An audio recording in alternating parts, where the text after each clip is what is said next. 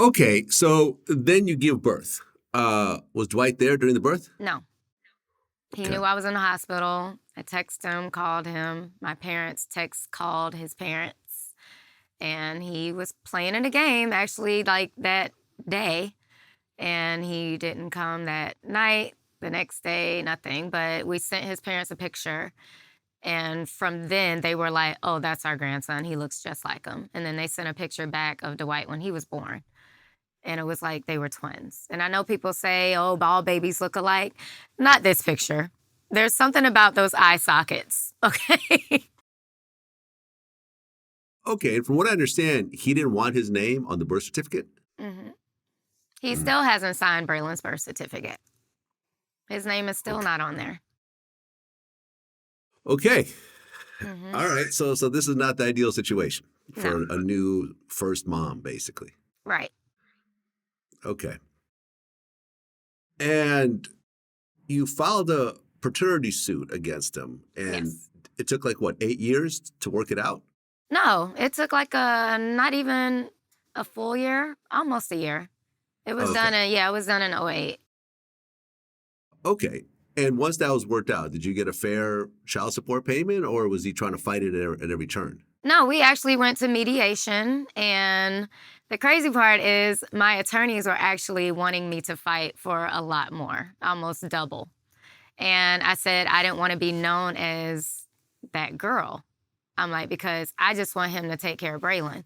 And what I've been doing for those 8 months was begging for diapers and like clothes, like little things like that. I didn't want him to take care of me. And he offered to buy me a house. I turned down the house because he wanted the house in his name. And that didn't feel right. And my dad was like, no, because that means he could take it from you at any moment. He did buy me a car. Same thing though. It was in his name, so I kept my car. And then he decided, oh, well, I'll just refurnish your townhouse. Okay, but he didn't do anything for the nursery. So, oh, and he bought me a sidekick that I still have.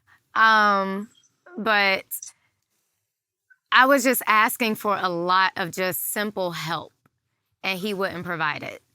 So that's why I had to take him to court. And again, my attorneys wanted me to ask for way more, and I didn't want to break him like that. I didn't want to be known as like a gold digger. So I Well, I settled. mean, to give sort of a backstory here, Dwight Howard earned around $350 million during the course of his career. So, how much were you getting initially for child support? Initially, 2,500. That's it. And then it went up to 13. My attorneys were 13, pushing for 30. 13,000. 13. My attorneys were pushing for 30, but I was like, no, I'm not going to do that. Especially because Okay. we were supposed to have 13 joint seems a little custody. light. I mean, I'll be honest, for someone who's making hundreds of millions of dollars, I know. and kids are supposed to have the same type of lifestyle that the, you know, the more highly paid parent has. 13 just seems low. I'm just saying.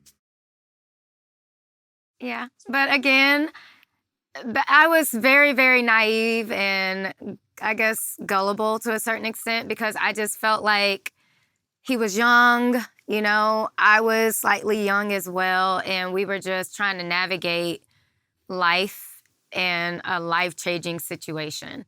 And he had already started dating someone else, which was fine. I was trying to move on. I didn't want it to seem like it was about money. I just wanted him to be in Braylon's life. So I settled and we were supposed to have joint custody, but yeah, that didn't really happen. And then, yeah, nannies got involved. And the next time y'all see me smile in a mugshot, it'll be because I found her. Okay, we'll get to that. So, Sorry. during the time, so after you had the baby, it sounds like you guys were essentially separated and Yes. just occasionally, he would occasionally co-parent based on what hmm you're saying.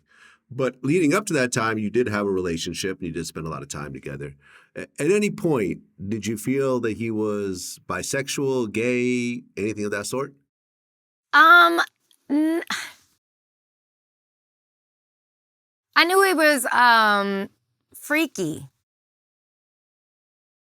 I didn't know that he liked to be with men, but I knew he was freaky.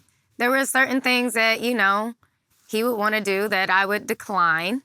But again, back then I'm thinking like, are people really doing this? I'm not there yet, but I just thought it was because I wasn't that experienced. Okay, but he never suggested anything with another man or someone who's trans or anything of that sort? No. Okay.